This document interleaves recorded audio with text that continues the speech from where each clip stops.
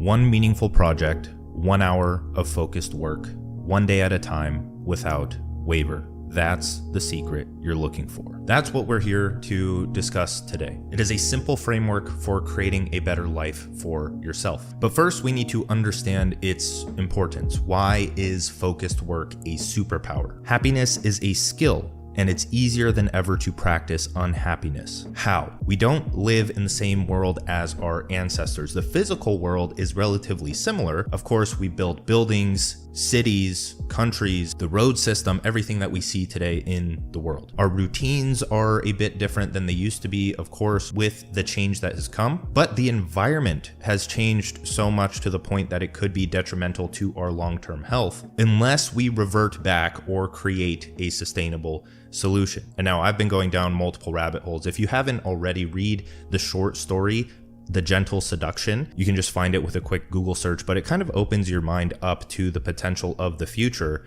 And I'm not sure what the next phase of evolution is, but I'm pretty sure it's gonna be chemical enhancement, like that people talk about in the biohacking community, that bridges us from where we are now to like being cyborgs and being able to live forever. Right now, it seems like our goal is to prolong our health with longevity practices to the point where we can reverse aging as a whole, or that's all we're doing with evolution, is we're trying to reverse entropy and the problems that come with entropy. So that's a topic for another time. Maybe we'll dive into it sometime, probably not. But the physical world has kind of changed, but the mental world has changed entirely. We continue to build the physical world, and our mind has to adapt and evolve and transcend in order for us to even have the ideas that create the physical world. And for every single thing that we create in the physical world, it demands 10, 100, 1,000 ideas and iterations of the ideas in our mind. And so this starts to paint the picture of the information landscape that we have access to that is drastically different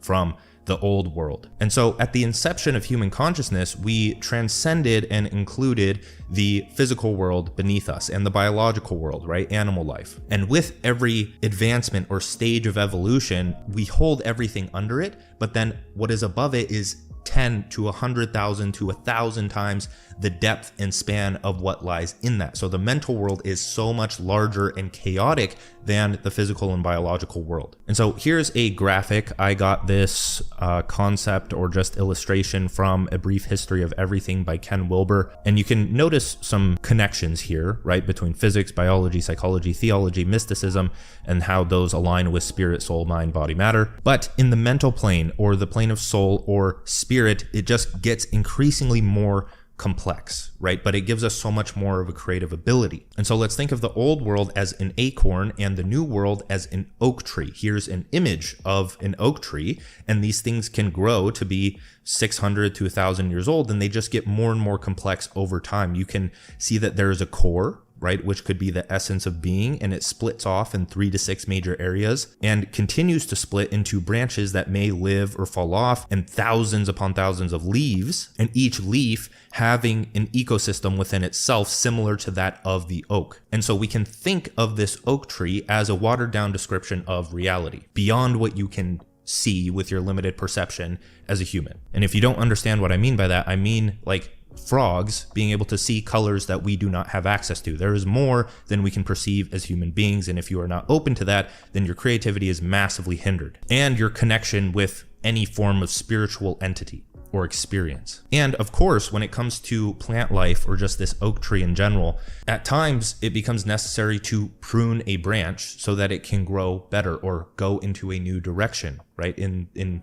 forms of humans, because that is us interacting with evolution and allowing us to shape where we go. But another point here is that there are infinite branches and leaves to be explored by the mind. But most people are conditioned into the singular branch and possibly singular leaf that they were conditioned into throughout their childhood. Go to school, get a job, retire at 65, and the information and worldview that is adopted along with that. This keeps you heavily limited. And if you want, you can think of that singular branch or leaf as what people coin as the matrix, and you being trapped in that perspective for your entire life and never having the ability to open your mind and see new potentials for your life. And so the major problem here is that it is too easy for modern man to get sucked into a mindless trap of mediocrity, degeneracy, and roboticism. And when people try to break away from the default path into something that is unknown, they get scared, they get afraid, they dip their toe in, they realize, oh, I'm very comfortable right now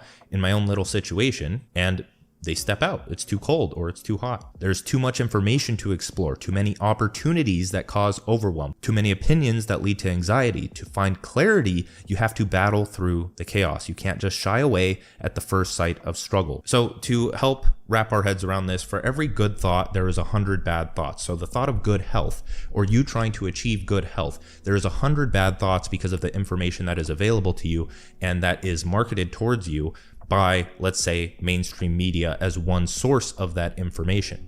And so when you think of good health, if you are not solely focused on that and don't have the goals, vision, and clarity that allows you to frame your mind so that distractions and other information can't penetrate that to distract you, if you do not have that, then your mind can, or your focus, which is what we're talking about today, can split to a negative thought of, oh, eggs are worse than cigarettes. Oh, they cause cancer.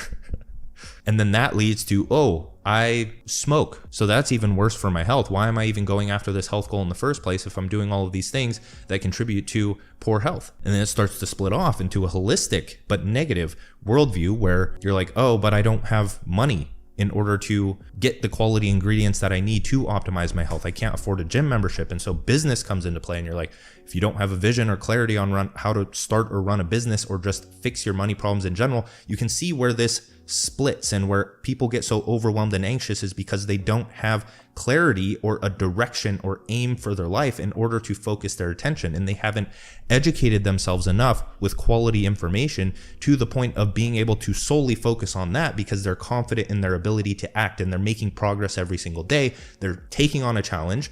Their skill is up to that challenge so that they don't get anxious, or they're not taking on too low level of a challenge like a corporate job or something that they've done over and over and over again to the point of getting bored with it and thinking their mind splitting because of that, because they're like, oh, I'm bored, I could be doing something better with my time. And then you go down a negative thought loop that way as well. And so this is the point of focus. You have to learn to order your mind. You need to be able to create clarity from chaos and have direction for your life every single morning and feel like you are making progress so you can tap into some degree of the flow state, which is where you need feedback by your environment to know that you're making meaningful progress in life. Because you felt it before, you know how fucking amazing clarity and pure progress feels. And once you seek to understand how to recreate that in your life, then that's how you create enjoyment on a daily basis. So let's start by understanding that if you don't program your own mind, it will be programmed by someone else. And the age of information is extremely overwhelming in this matter because everyone's trying to program you. They're trying to condition you. And this isn't a bad thing,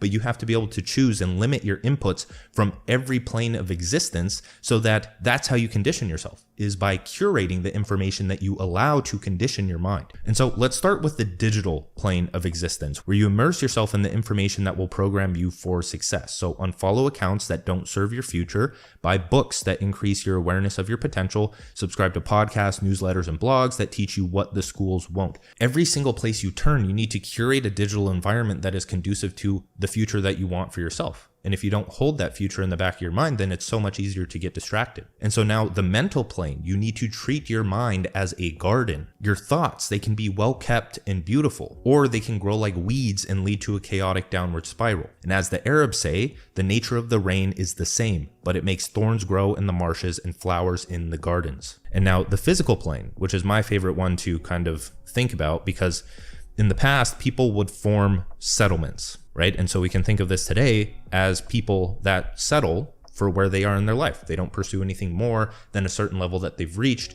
because they think that's enough because society said it was enough to operate within society and feed that machine. And so people in these settlements, they group together into these environments and just justify each other's mediocre behavior. And they program themselves to think that it's normal or a good thing. And now if this is what you want to do, go ahead and do it. But if you don't want to do it, that's why you're watching this video. If you want to be a mediocre piece of shit, go watch another video. I don't know. The unknown is where your potential lies. The single most important decision you make is where you live. It drives your business opportunities, relationships, food and water supply, politics, activities, and day-to-day quality of life. You need to set higher fucking standards for yourself. I'm going to write a newsletter and create a video on this at some point, but your standards, really, like if you're okay with $10,000 in your bank account, then you're not going to see anything less than $10,000 as a problem, or you're not going to see $10,000 as a problem in your bank account.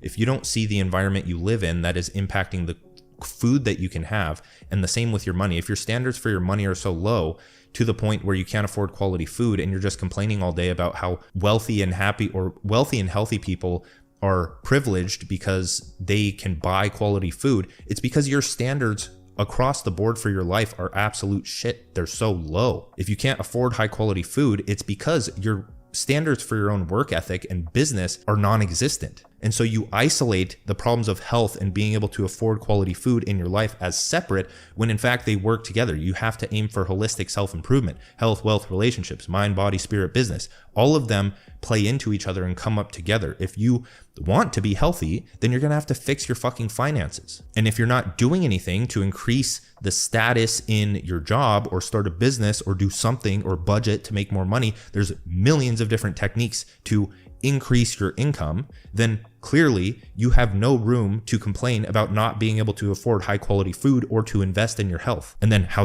both of those play a role in the relationships you have access to. And since those standards are so low for your food, health, and business and finances, then your relationships are also going to lower to that standard and the entirety of your life is going to suck. So this is all to say that you are a product of your environment. If your standards are low, it's usually because you haven't put yourself in a digital, physical, or mental environment that would program you to increase your standards or to think that having higher standards is normal. And so these thought processes that are created from the environments that you reside in become habitual and they become who you are. And then you start to work to survive your identity by justifying your own actions and reinforcing your own beliefs by following the people and putting yourself in the environments that allow you to settle there. Because most people wake up after 40 years of robotic living wondering where the time went. You don't have to be one of them. Imagine having a spreadsheet that displayed how much attention you've invested in any given area of your life: mind, body, spirit, and business that impact your relationship with the world and those around you.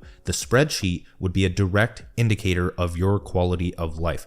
That is a quote from my book, The Art of Focus, coming out soon. September 5th, I believe, is the official launch date. We're getting things together right now, but more info on that to come. Focus is the habit of habits. It is the thing that comes before habits, the habit that comes before any other habit in your life. Focus is the root of your entire being. It is how you channel your awareness, consciousness, and attention toward value or distraction. Conscious focus on your long to short-term goals are how you program your own mind for success and daily quality of life. And so here we want to increase the ratio of expensive to cheap dopamine sources in our life. We want to increase the signal to noise, significance to insignificance, and meaningful to meaningless ratios. Because dopamine makes you feel good, and this isn't a bad thing, it's just a matter of where you actually get it. Dopamine is the molecule of human behavior and why we act on certain things that we do. Just because you aren't scrolling on your phone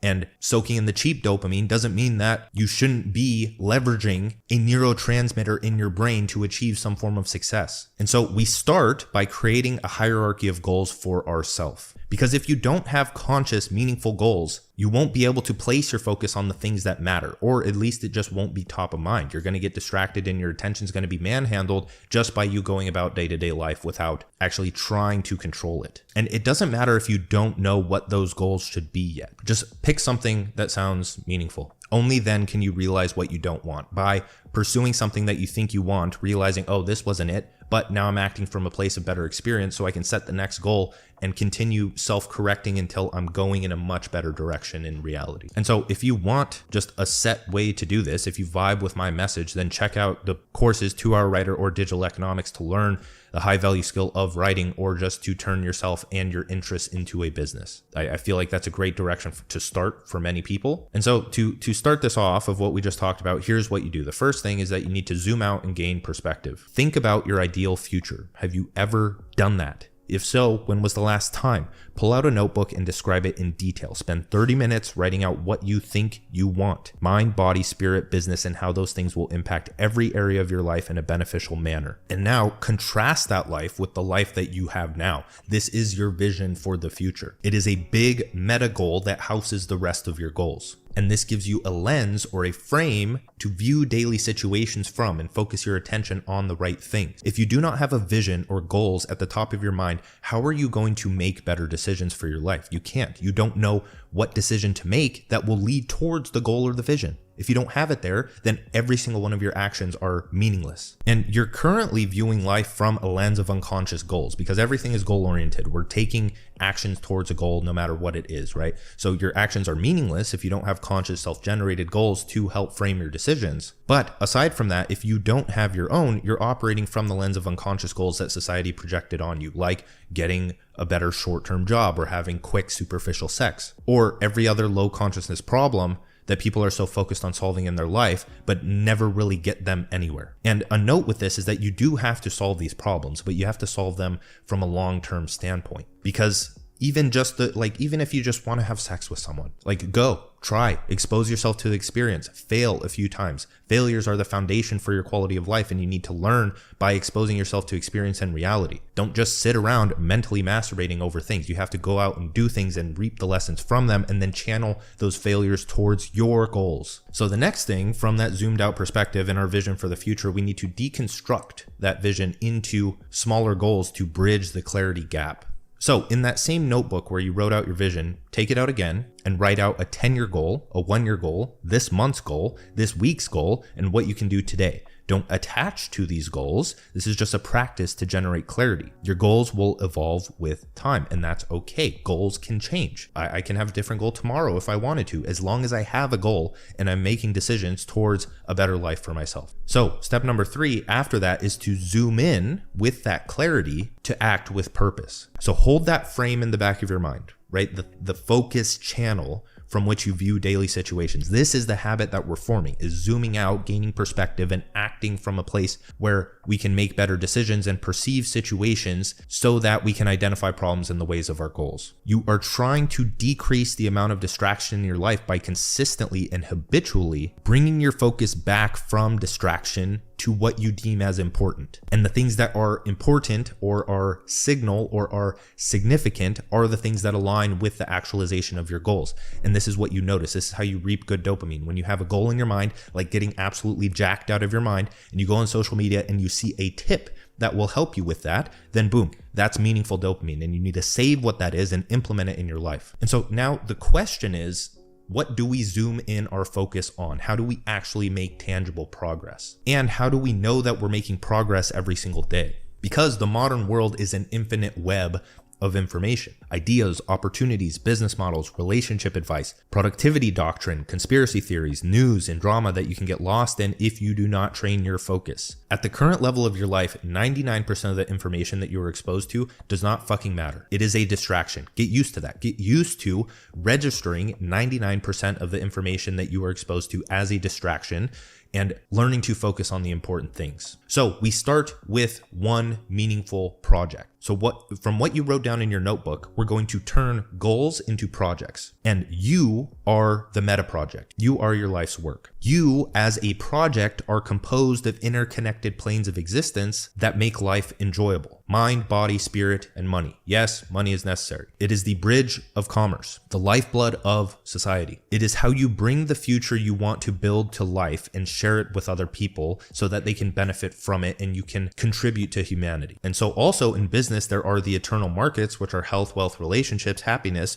which can also connect to mind, body, spirit, business. And this is where burning profitable problems lie. So by treating each domain of your life as a project and creating projects out of those areas in order to identify and solve problems and create solutions. So as the project, right? The project is the solution. And so once you create the project, then boom, you turn yourself into the business. Do you see like how all of this comes full circle with all the shit that I talk about is by just improving your life and making conscious effort towards your goals and making tangible projects that you can pass down to other people. You create a life of impact, money, and fulfillment. And so you can also view projects as quests in a video game. And this is what makes video games so enjoyable, is that it narrows your mind on the hierarchy of goals that composes the project. You begin to control your attention every single morning. You start to move with purpose through the world, and people notice it in your walk and how you hold yourself. So from one meaningful project, now we need 1 hour of focused work. Focus is a muscle. Start with 4 sets of 20 minutes, rest between sets.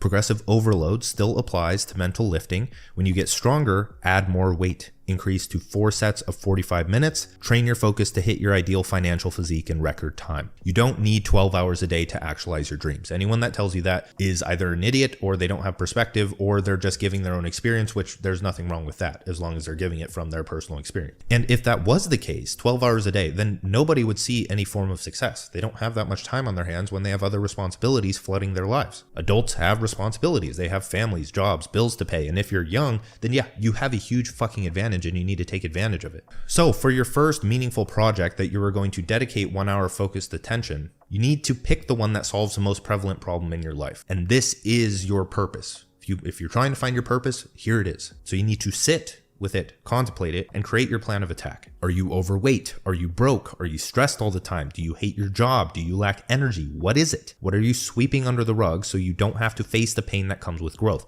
That's the difference between a video game and the game of life, is there is going to be actual real pain, but the pleasure derived from it is so much more than that of a video game. So if solved, what problem would unlock the next level of enjoyment in your life? And so from there, you must deconstruct that goal into actions. And that way you have something to incorporate in your lifestyle every single hour that you dedicate 1 hour of focused work. And for this, your life must change on a fundamental level, right? You're going to have to fit this into your day and prioritize it, because arguably, it is the most important thing in your life. It's your purpose, right? It has to become the first thing you do every single morning, or it has to be so habitual later in the day that other distractions and responsibilities don't get in its way. You're going to have to wake up earlier. So if you need money, dedicate the first hour of your day to education and action around money. If you want to lose weight, dedicate the first hour of your day to education and action around fitness. If you want to decrease stress, dedicate the first hour of your day to education and action around mental health. It's that simple. Don't look for a shortcut on this. It's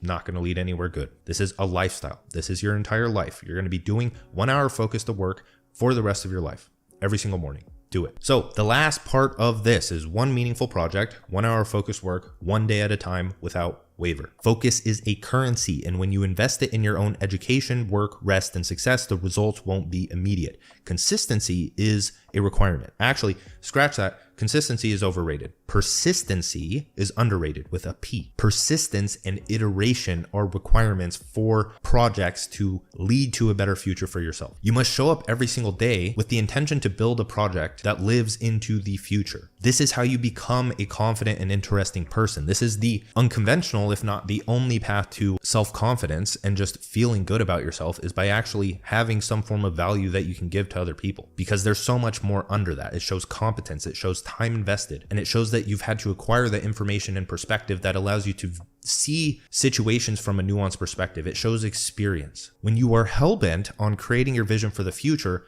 people notice and they want to join you. They want to follow you towards that vision. And so how do you make persistent action seamless? It's by scheduling lever-moving tasks into high-energy time blocks in your day. As to methods, there may be a million and then some, but principles are few. The man who grasps principles can successfully select his own methods. The man who tries methods, ignoring principles, is sure to have trouble. That's a quote by Harrington Emerson that illustrates the importance of what lever-moving actions actually are. They're the principles behind the methods or the tactics that people talk about, where someone's like, oh, start this social media marketing agency to make $1 million a year, or use this AI business model to make $1 million a year. Those are tactics. Those are methods. Those are operating from principles that the creators understand. You need to absorb the principles by studying multiple different perspectives through your education and noting the patterns of what allows all of them to do better, which I can tell you what it is right now. It's from my $1 million skill stack video, writing, speaking, marketing, sales, paired with your personal interests and tactics along with all of those that you learn with time. So the key to persistency is momentum, and you need to stack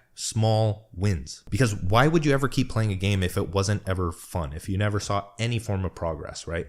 This is mostly in the individual's control. People can say, oh, you just need discipline, you need to stick it out. If you're not seeing small wins, then you're not doing the right things. Because if you want to lose weight, it is foolish to start reading a book on hyperthyroidism before learning the principles of training and nutrition. If you want to start a business, it is foolish to buy a course on client acquisition with Facebook ads before learning the principles of traffic and offers. If you want to go on a date, it is foolish to learn game before understanding the principles of social, intimate, or business relationships. And you'll notice these principles overlap in multiple domains, like bodybuilding to business. There's a lot of parallels there, like just progressive overload in general, where you add a little bit of weight to the bar, right? You don't try to increase your income by $100,000 a month in 1 month. You try to increase it by 5,000, 1,000, and then it progressively picks up. And before you know it, you're bench pressing a financial 315 pounds for 10 reps. So with lever moving tasks, and once you identify what those are through education, you're going to have to learn, because I can't give every single, if I were, I would have to give tactics, right? I don't want to do that. I would have to give prescriptions, how-tos,